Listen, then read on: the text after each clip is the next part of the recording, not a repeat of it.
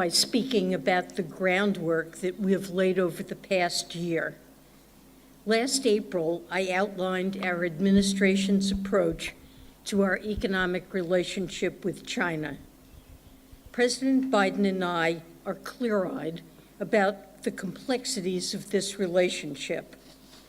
Our priorities include protecting our national security and that of our allies, advancing an objective of a healthy economic relationship with a level playing field for American workers and firms, and cooperating on China where both countries can and must. It's undeniable that the U.S.-China relationship is on a stronger footing today than this time last year. And this was not preordained. It was the direct result of President Biden's guidance to me and his cabinet to intensify our diplomacy with China and put a floor under the relationship. Over the past year, I've met in person with my Chinese counterpart, Vice Premier He Lifeng, 3 times, including in the San Francisco Bay Area, where I call my second home. We established economic and financial working groups that have seen substantive, in-depth conversations. These build on the candid and constructive meeting between President Biden and President Xi in Woodside, California last November. Through these exchanges, my team and I have been able to advance the interests of the American people. We've set forth our own economic policy priorities and gained an improved understanding of China's. We've advocated for specific steps to ensure American workers and firms are treated fairly. We've directly communicated American national security concerns, and both countries have clarified potential misunderstandings to prevent unintentional escalation.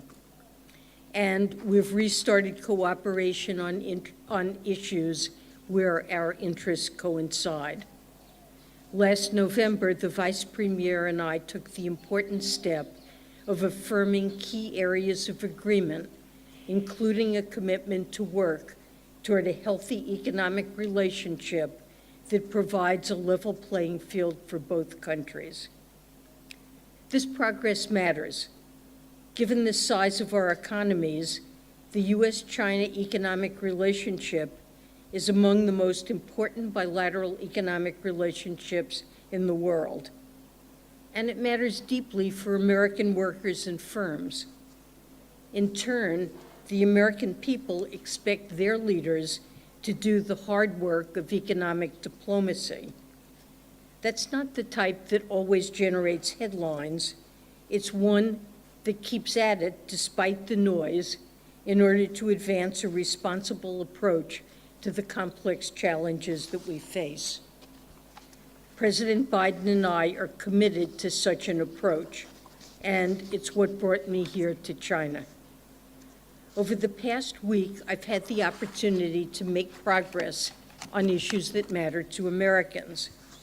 I've had productive, direct, and extensive meetings over 4 days in Guangzhou and Beijing with China's economic leadership, including Premier Li, Vice Premier He, Governor Pan, and Finance Minister Lan.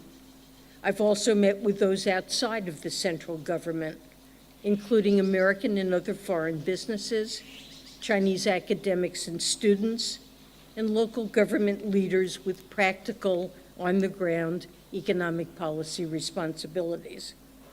Let me outline 3 areas where we've made significant progress this week. First, Vice Premier He and I agreed to launch intensive exchanges on balanced growth in the domestic and global economies. This represents an important part of my effort to advocate for American workers and businesses and gain a better understanding of certain PRC macroeconomic policies. Let me explain. During conversations this week, I underscored again that the United States does not seek to decouple from China. Our two economies are deeply integrated, and a wholesale separation would be disastrous for both of our economies. Even as we take action to diversify our supply chains, we seek to preserve the broader trade and investment relationship that can benefit American workers and firms. China is a key market for American products and services, and competition between our firms can spur greater dynamism and innovation in American industries. The American businesses that I spoke to in Guangzhou underscored the significant benefits of a healthy economic relationship. At the same time, I expressed concern to senior Chinese officials that there are features of the Chinese economy that have growing negative spillovers on the U.S. and the globe. I am particularly worried about how China's enduring macroeconomic imbalances, namely its weak household consumption and business overinvestment, aggravated by large-scale government support in specific industrial sectors, will lead to significant risk to workers and businesses in the United States and the rest of the world. China has long had excess savings, but investment in the real estate sector and government-funded infrastructure had absorbed much of it. Now, we're seeing an increase in business investment in a number of new industries targeted by the PRC's industrial policy, and that includes electric vehicles, lithium-ion batteries, and solar. China is now simply too large for the rest of the world to absorb this enormous capacity. Actions taken by the PRC today can shift world prices. And when the global market is flooded by artificially cheap Chinese products, the viability of American and other foreign firms is put into question. And we've seen this story before. Over a decade ago, massive PRC government support led to below-cost Chinese steel that flooded the global market and decimated industries across the world and in the United States. I've made clear that President Biden and I will not accept that reality again. I know that these serious concerns are shared by our allies and partners from advanced economies to emerging markets. China's excess capacity is built up over a significant amount of time, and our concerns will not be resolved in a week or a month. But the exchanges that we announced during this trip will provide a dedicated structure for us to raise our concerns about China's imbalances and overcapacity among a wide range of other topics in a detailed and targeted manner. We intend to underscore the need for a shift in policy by China during these talks, building on the over 2 hours I spent on this topic with the Vice Premier last week. This is part of our effort to advocate for American industries and prevent the significant economic disruptions we've seen in the past. It's important to note that I firmly believe that addressing these imbalances in an appropriate way will not only be good for the U.S. and the world, it will also be good for China's long-term productivity and growth. Importantly, we have and will continue to emphasize that our concern about overcapacity is not animated by anti-China sentiment or a desire to decouple. Rather, it's driven by a desire to prevent global economic dislocation and move toward a healthy economic relationship with China. Second, I was pleased to announce that we're expanding cooperation with China in our shared work against illicit finance. At home, President Biden and I have taken major steps to prevent illicit actors from exploiting the U.S. financial system and to hold them accountable when they do. But the United States cannot do it alone. Weaknesses in financial regulatory regimes abroad, in China and other countries around the world, also provide an avenue for financing for criminal organizations, human traffickers, drug traffickers, fraudsters, and other malicious actors that can harm Americans and our national security. From now on, a new joint Treasury PBOC cooperation and exchange on anti-money laundering, established during this trip, will enable our countries to share best practices and information to clamp down on loopholes in our respective financial systems. I've asked my team to begin these meetings very soon, and we look forward to reporting on our progress. I'm also pleased that illicit finance is a critical component of Treasury's work with the PBOC as part of the U.S. PRC Counter-Narcotics Working Group. Exchanging information on money laundering as it relates to trafficking of fentanyl and other illicit synthetic drugs can help us disrupt the flow of illicit narcotics, precursor chemicals, and equipment. The opioid epidemic is a crisis that affects every community in the United States, large or small, with more than 150 Americans dying each day. Treasury is committed to using all of our tools, including international cooperation, to counter this threat. Third, we're announcing that we will continue a series of financial technical exchanges between the United States and China. Just like military leaders need a hotline in a crisis, American and Chinese financial regulators must be able to communicate to prevent financial stresses from turning into crises with tremendous ramifications for our citizens and the international community. Over the past few months, we've hosted several exercises with China, including on how we would coordinate if there were to be a failure of a large bank in either of our countries.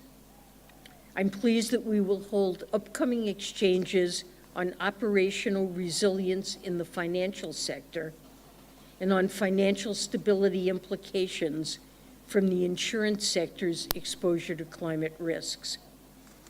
These are the types of discussions that we have with other major economies.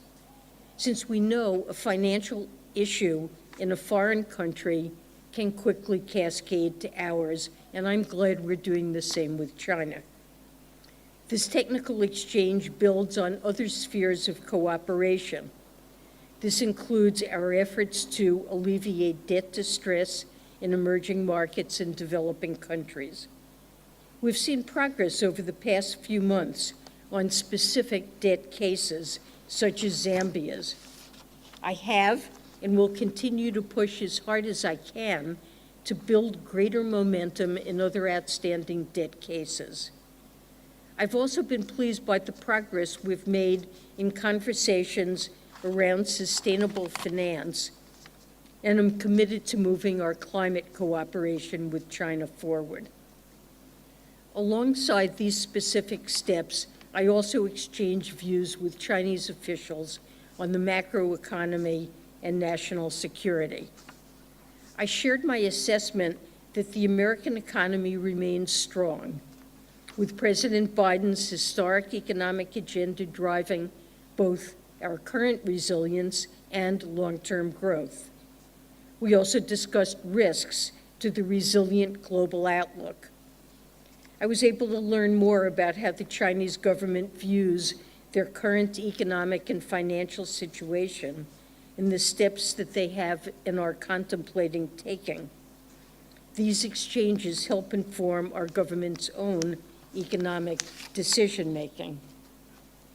We also had difficult conversations about national security. President Biden and I are determined to do all that we can to stem the flow of material that's supporting Russia's defense industrial base and helping it to wage war against Ukraine. We continue to be concerned about the role that any firms, including those in the PRC, are playing in Russia's military procurement. I stress that companies, including those in the PRC, must not provide material support for Russia's war, and that they will face significant consequences if they do. And I reinforce that any banks that facilitate significant transactions that channel military or dual-use goods to Russia's defense industrial base expose themselves to the risk of U.S. sanctions. We also exchanged information on the use of economic tools in the national security space. Going forward, I believe that we must continue to discuss how each side defines national security in the economic sphere. While the U.S. needs to continually evaluate its national security measures, given the rapid pace of technological development, we're committed to no surprises. We've privately and publicly laid out our perspective at length, along with the principles and processes that we undertake in formulating our policies. Our actions are implemented through transparent rules and regulations with ample comment periods. And we would welcome transparency from the PRC on its national security actions and greater clarity on where it sees the line between national security and economic issues. This would provide greater stability to the relationship while also helping foster confidence for firms doing business with the PRC, which is in China's interest. Vice Premier He and I committed to stay in close touch about these issues. The United States will also be hosting our Chinese counterparts next week for the 4th meetings of the Economic and Financial Working Groups, where these issues will be discussed at length. So let me end with this. The work of diplomacy is not easy, but in the few months since the Woodside Summit, and certainly since I visited Beijing last summer, we have taken major steps to stabilize the U.S.-China bilateral relationship. And during this trip, we've been able to build on that foundation to move the ball forward on specific issues that matter to Americans. That does not mean we have resolved all our differences. There's much more work to do, and it remains unclear what this relationship will endure in the months and years ahead. But as we proceed, we must remember that its trajectory is not predetermined. It depends on the choices that each of our countries make. I know that the American people expect a clear-eyed approach to China, one that proceeds with confidence about the economic strength of our country and protects our national security, while finding a way forward so that both countries can live in a world of peace and prosperity. The President and I are firmly committed to continue to deliver on that. Thank you. I'd be glad to take your questions. First question goes to Alan Rappaport, The New York Times. Thank you, Secretary Yellen. Following your meeting with the Premier, his office put out a statement saying that the U.S. should refrain from politicizing and national securitizing economics and trade, and appeared to be dismissive of some of the concerns that you raised about overcapacity. What's your response to that? And if China does not make changes, what types of measures do you think should be considered to protect the green energy industries that the Biden administration is trying to develop? Well, I believe that in several hours of conversation on this topic, that I was able to make very clear the basis for our concerns about Chinese overcapacity, and that our concerns are not U.S. concerns alone, but also reflect the views of our allies in Europe, in Japan, and in developing emerging markets, Mexico, India, among others. So this is a widespread set of concerns, and I believe he heard very clearly my view that this is something that, if not addressed, will injure American workers and firms. And I think he also understands that we have concerns with respect to our supply chain resilience about developing undue overdependence on China as a source of supply in areas like clean energy, which will clearly be expanding in the decades ahead. And we need to have some participation in this, as our allies do. So we agreed, as I mentioned, to launch intensive exchanges on balanced growth in the domestic and global economies. The reason for that is because the Chinese have heard our concern with the potential impact on American workers and firms, and realize that we need to discuss this and address this collaboratively. Next question goes to Fatima Hussein from the Associated Press. Hi, Secretary Yellen. Forgive my voice. Your counterparts brought up TikTok in your discussions. Was any progress made on resolving that issue? Is it practical to ban the app in the US? And on overcapacity, what are you looking for China to do in sectors like EV and solar, where it already exists? Are you looking for voluntary restrictions on exports? So let me start with TikTok. It's a subject that was raised in our meetings. We discussed it briefly. You know, the president has made clear there's a bill in the House that, if passed, he indicated he would sign. And I am certainly supportive of efforts by our administration to address national security issues that relate to sensitive personal data. So our concern here has to do with sensitive personal data and protecting it. This is a concern. It's a concern that China, for its part, also is concerned about. Many U.S. social apps are not allowed to operate in China. We would like to find a way forward. Of course, this is important to the Chinese. We will, you know, the president made clear he would sign the House legislation. Sorry, there was a second. On overcapacity, whether EV, battery, solar, anything that already exists, whether you're looking for voluntary export restrictions? Well, I don't have anything specific to say here. This is a problem that has developed over many years.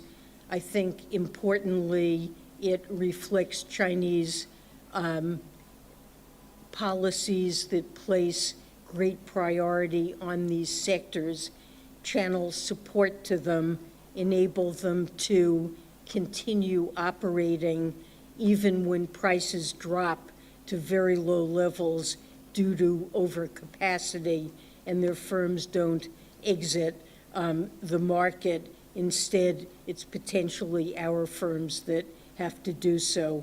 I think some changes in policy, as I mentioned, on the Chinese side are necessary and appropriate, and these are matters that we will begin discussing as early as next week when the Economic Working Group convenes again. Next question will go to Courtney Brown with Axios. Thanks for taking our questions, Secretary Yellen. I wanted to follow up on what Alan asked. You mentioned in your opening remarks that the Biden administration won't accept the reality of what happened over a decade ago with the first China shock. So how far is the Biden administration willing to go to prevent that from becoming a reality? What are some of the specific actions that you could take? Well, I don't want to get ahead of where we are on this, but I did last week visit a firm in Atlanta called Geneva that was a dynamic and technologically advanced producer of solar cells in the early 2000s. This was a time when China ramped up its capacity to produce solar panels enormously. Prices plummeted, and in 2017, the firm finally had losses that were so steep it went out of business. It went bankrupt.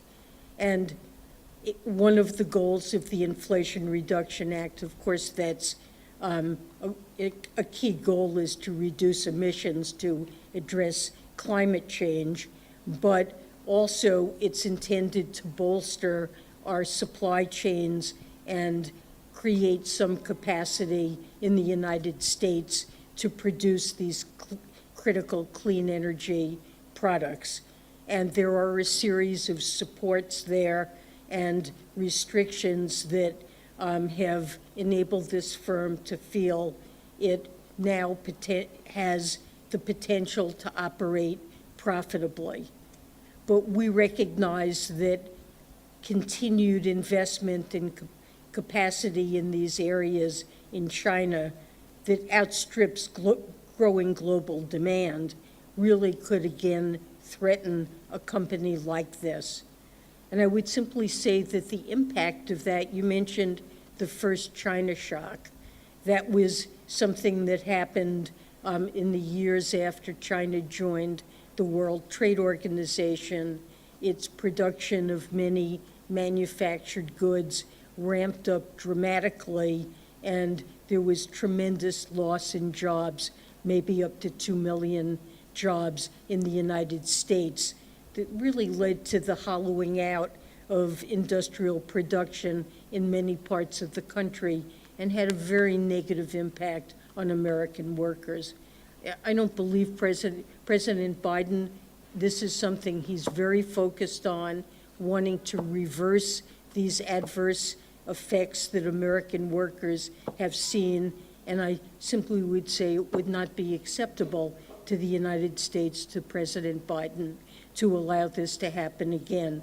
Exactly what the right tools are, I don't want to get ahead of where we are, but I believe that it's critical that our Chinese counterparts understand the importance that we place on addressing this, and I believe they have tools that they can use to ease this problem.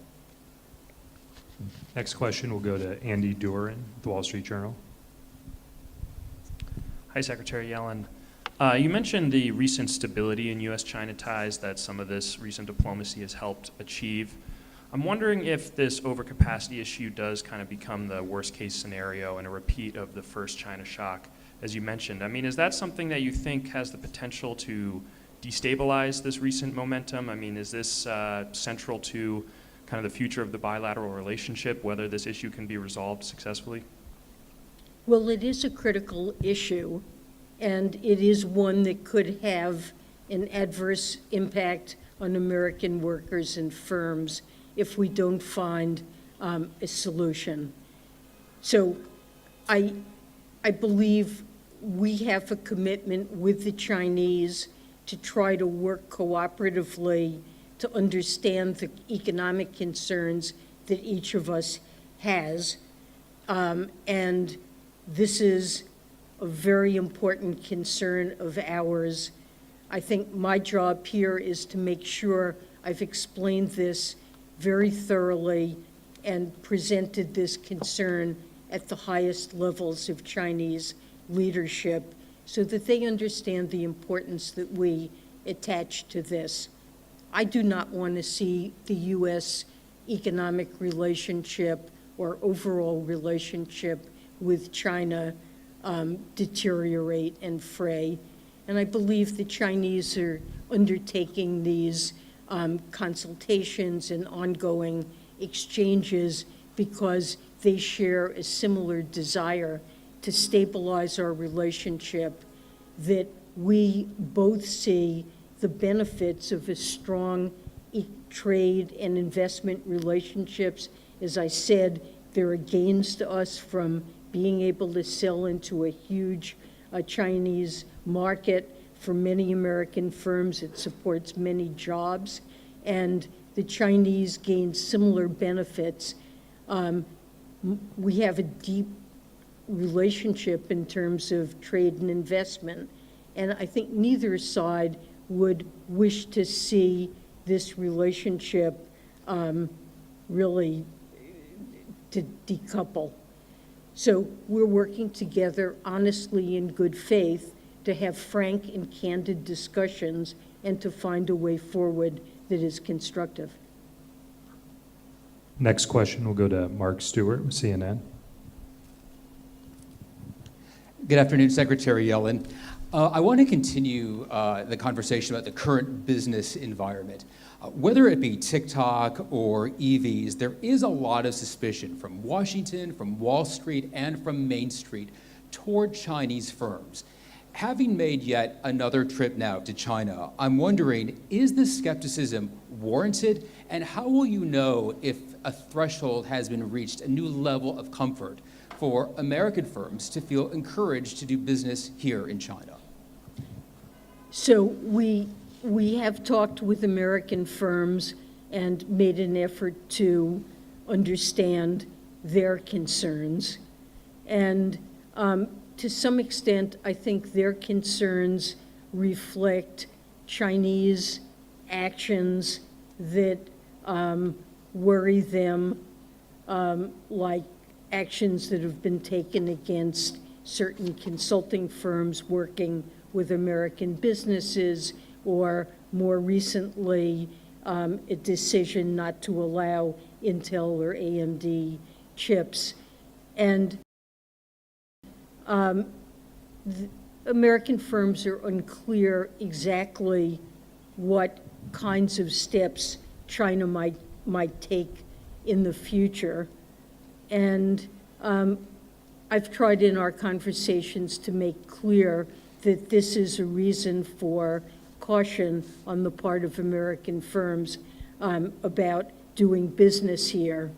That said, there are many American firms with deep and long involvement in China that continue to do very profitable businesses that they're very committed to here. So I wouldn't overemphasize this problem, but I think on each side we need to be as transparent as we can about our national security concerns and how the actions we take relate to resolving those concerns. That's often what the Chinese say, is that this reflects a national security concern. As I mentioned, when we've put restrictions in place, we've proposed rules, gone through a full rulemaking process in which we take comments and make very clear what the rules of the game are, and I think that would be helpful on the Chinese side as well.